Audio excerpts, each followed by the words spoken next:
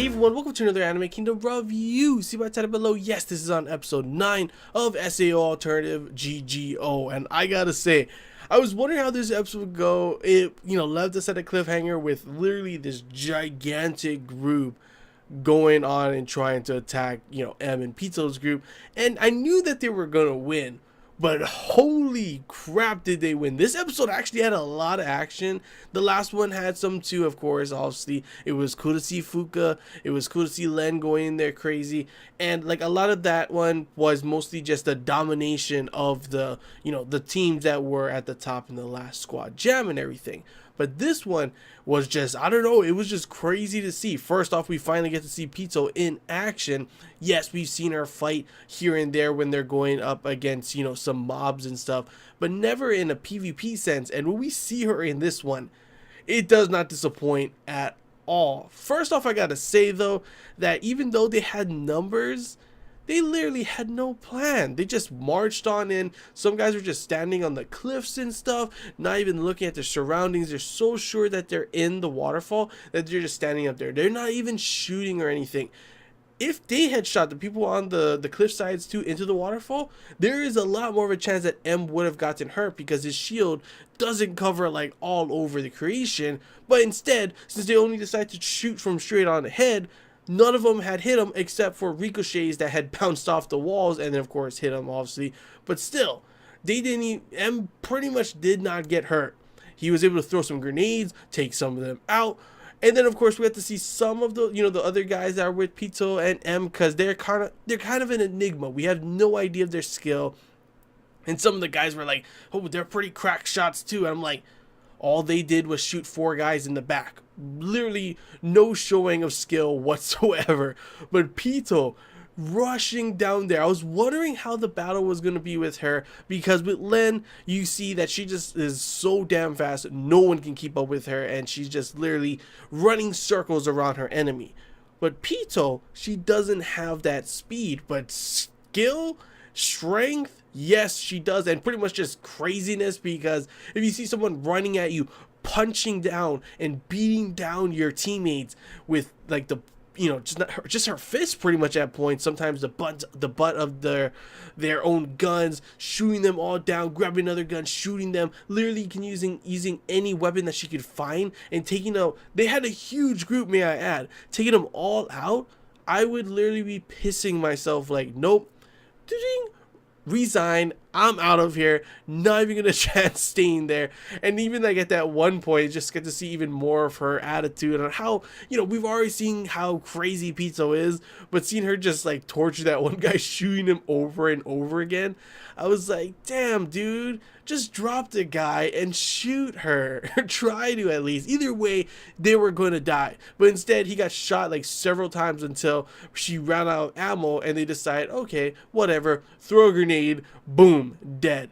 I don't know how they closed the distance as well, but they closed it pretty damn fast that all the leaders were still in a circle like, oh my gosh, what are we gonna do? One of the guys is like, I'm gonna get revenge, and right when he says that, boom, 50 cal sniper blasts them all apart. None of them even had a chance, and one of the guys even was on the ground, resigned, is like, nope, that was me right there, that would be me. I'd be like, no, I'm not having any of that, I'm out of here, honestly, but literally, they didn't really have a plan. They just thought numbers can get us there and everything.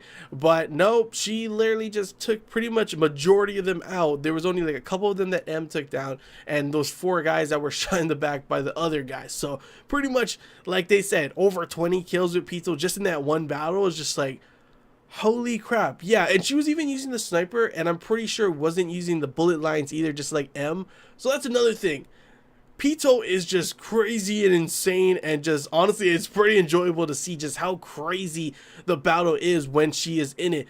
Yes, you may think like, oh my gosh, it's kind of like, some people may think it's kind of like how Kirito would be rushing in with a sword and everything, and it kind of defeats the purpose of like gun on gun action and everything. But instead, it's just got this kind of different thing. It's not her running in with a sword. It's her just beating some down, grabbing a gun, shooting a bunch of them, grabbing another gun, shooting them. So it's still using some cool gun combat that honestly, while it may not be like the most biggest strategy, it's pretty much just let Pito lose. Still, they had a plan with M, so It's pretty cool to see M trying to figure out some strategies to revolve around Pito, but it seems like when you think of plans, it may just be like, okay, we'll do this, get him here, let Pito do the rest of the work, pretty much is what it was, you know? But nonetheless, still enjoyable, still awesome. Soundtrack also was pretty damn crazy throughout the action scenes that I actually really loved and just got me even more hyped up during those scenes. So yeah, I gotta say, I really loved the first half of this episode for sure, hands down, no doubt about it. Now, the second part, I was wondering, is it gonna be anywhere near how crazy the battle was that we just saw? Because Pito went on a complete rampage. And guess what? I was not disappointed because, yes, we get some kind of like Jurassic Park, tall grass kind of thing going on. These guys trying to set a trap for, you know, Lynn as well, and trying to make like, you know, numbers. They're pretty much literally any group, if they cannot, you know, if they're like one of the groups that aren't the top, one of the top squads from the last squad jam, they're like, you know what, forget it, we'll team up. Does not work at all, as you see in this one as well. But I love the strategy, honestly. At first, when I saw her shoot the grenades in the air, and then all of a sudden there were pink smoke, I was like, that's actually pretty smart. Of course, she wanted to use that against Pito. Still don't think that would have worked against Pito because just, I don't know, I feel like Pito would figure some crazy way to just be rushing in and Lynn would be surprised or something like that, you know? But nonetheless, putting on the silencer, rushing in, taking out all of them, and hearing her get pissed off, Lynn get pissed off and everything about how much ammo she's wasting, everything is such a waste of like ammo and time and all this kind of stuff. It literally had me kind of honestly cracking up. Even like, what's it called, Fuka was like, no, yeah, remind me, I'm never gonna get her angry or get into a fight with her. Like, yeah, holy crap, I would not either. But I mean, you know, game sense. When you're in the game, kind of different personality. Sometimes when you're playing these kind of things, you're like really in the mode. You normally wouldn't be like that in real life kind of thing. But in these situations, you're like, ah, you know, it's like some crazy shit. So it was definitely awesome, enjoyable to see. And man, she even went to like a point where she aimed at a guy who was like, tell them that you killed the pink devil. And he's like, what if I say no? And she just blasts him in the face. I'm like, okay, why didn't you just do that in the first place? You know, like that was no point. And literally just, it was so cool to see her in the pink smoke. Is like, how is she able to see, you know? And she's actually following all their bullet lines to get to them. And I was like, damn, that's actually pretty smart. So like every single episode we've seen so far, we get to see some pretty cool strategies. Honestly, I keep wondering how they're going to change it up. How they're going to change it up. Is it just going to be Len rushing in? And of course, we've already seen the artillery thing, but this time we see smoke grenades. We see using the, you know, the line of sight, the bullet lines to follow them and get them. And it was pretty cool. It worked really well. And of course, one of the guys, I don't know why he had no gun for one thing. Yeah, he tries to jump on top of Fuka. Fuka dodges him, aims her pistol at him, and yeah, she may be awesome when shooting the grenade launcher, but when she has a pistol, she pretty missed. She not pretty much missed. She missed every single shot. Literally point blank practically, and she's like, huh, I should have hit. And then the guy's like, hoo, your body's immortal for a little while. And all of a sudden it's like, oh, okay, yeah, here's the pedophile, where's the pedo bear coming in and everything, you know? And then of course she just grabs the weapon on the ground and starts whacking him, bludgeoning him in the face and everything. And I was like, oh, okay, that's gotta be one of the most painful deaths. Not just like a bullet to the arm or to the back over and over again kind of thing. Literally getting his head smashed in by the gun over and over again. With Pito, it's different because her strength is just pretty much monstrous from what we've seen. So she takes him out pretty fast. It wasn't as strong with Fuka. It's just literally whack, whack, whack, whack, whack, like whack-a-mole over and over again until he just died pretty much. And then her whole line about using a broadsword and being a fairy kind of thing. I was like, yeah, everyone was like, oh, so she's from, you know, some fantasy VR game, huh? I'm like, I don't know if that really is how the skill is, because it's not like she was like, you know, doing some crazy swordsmanship kind of thing. She just whacked him. But nonetheless, it was still pretty funny and crazy to see, considering the fact that she missed every shot with the pistol, and in the end she was still just whacked him to death, you know? Of course, after that they end up like counting how much people they had killed. One is missing, And of course, you can see on each person, it has the dead thing above them. And all of a sudden, you just see like a pile of 3 bodies and only 2 dead signs. It's like, oh, okay. And the person's like, trying to play dead. Nice try. I would have hit underneath the bodies, if anything. Kind of like if they do shoot the bodies, it won't shoot you, it shoots them instead. And then you're like, okay, I don't know what's going on. Then maybe it's a glitch, or maybe it's just the dead signs are kind of like right next to each other, and they will just walk away, maybe thinking that there was only 17 people, because it doesn't mean each group needs to have this certain amount of people, considering look at their group, they only have 2 of them. But of course, that person Clarence, who we find out that person's name is, was trying to hide, and it was pretty funny seeing. At first you think it's just this pervert dude, because we already saw one pervert, so we're thinking we're seeing another pervert who's like, give me a kiss on the cheek and that'll be good and everything. And it's like, okay, but it's pretty funny to see Len is so desperate for those bullets and everything that she's willing to just shoot him up over and over again. And then when he does say, or she does actually, what we learn, says kiss me on the cheek, Lynn literally goes with it, even though the animal's on the ground, keeps her promise, kisses her, I keep getting mixed up, sorry, traps for sure, and then makes it look like it's a whisper to everyone else in the broadcast.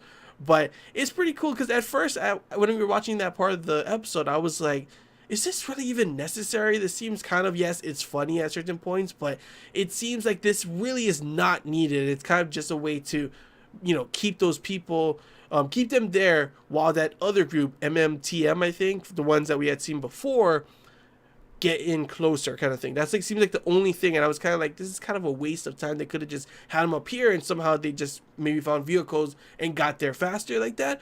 But I actually ended up liking that scene, because I actually kind of like Clarence's character. She was quite I don't know how to say it. It's like very out there, like most of them already. We already have Fuka, and she's just, I love her character. But it would be pretty funny, and it looks like probably, I don't know if there's gonna be more squad jams, and that's how the rest of the season will go, but I could definitely see her kind of joining the group and making it like a 3-girl duel. I don't know why I said duel, trio, sorry. And it's pretty funny. Like, I could definitely see the dynamic of the 3 of them being pretty damn hilarious. So I cannot wait to see if that does grow to fruition later on in the next coming episodes after this squad jam and everything. But yeah, so I was okay with it in the end. It was actually pretty good, because I hope at least that there will be some stuff later on with her, because Clarence's character was pretty damn funny, honestly, and ended up saving them at the very end. So if even though the conversation prolonged it and everything for MMTM to come, Clarence, I keep like stuttering because I keep trying to say he, even though it's she. But Clarence ended up saving Len from getting shot, like by first pushing her down and then flinging her to the side and taking all the bullets. So definitely excited to see how the next episode will be, now that it's not like any of these kind of weaker squads. We have an actual MMTM, I think that's their name. They are not a group to be trifled with, so it should be definitely be interesting to see how the battle will go, what kind of strategies will happen, what kind of plans will happen, considering we have 2 top teams going up against each other. And the last time, the only reason they won, Len and M were able to beat them when they had the advantage, was because of the whole shield plus his sniper without the bullet lines couldn't even take them, they couldn't see it. This time, she doesn't have M, so it should be interesting to see, they only have a certain amount of smoke grenades left. She has a lot of bullets at least, but how are they going to implement being able to keep Fuka safe from afar and shoot grenades into the tree area wherever they're at? Maybe burn the whole area. That could be a thing, like incinerate grenades or something like that. But nonetheless, like I say, I always am excited to see what kind of cool strategies there are when they do come up with these battles. And obviously the battles have been pretty damn awesome so far, so hopefully it will continue with the next episode with the battle against them. I'm predicting that since they're having MMTM go up against Len's group, that the gymnastics girls will be going up against Pito's them, and Pito them will obviously pretty much probably wreck them pretty damn hard. Maybe it'll be closer. Maybe it'll be a closer fight, and it'll be pretty cool to see some crazy stuff between the gymnastics girls against, Pito. But I have a feeling that every single battle with Pito is going to be pretty damn one-sided until the very end with Len versus Pito. And I'm still pretty hyped up to see how that battle is going to go, because we saw Len was pretty much planning on using the smoke grenade tactic against her. Now that that's pretty much out of the question, I wonder how that tactic will change and what's going to happen. Will it just be a straightforward, rushing against each other?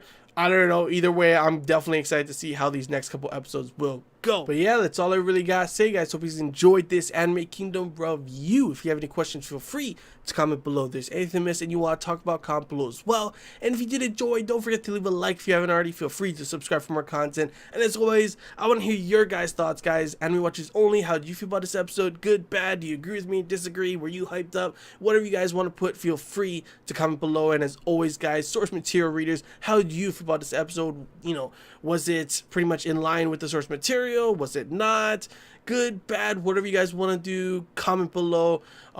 As long as it's not a spoiler, obviously. If you do want to put a spoiler, like I always say, do the whole skip 4 lines thing. So if someone clicks read more, that's their choice.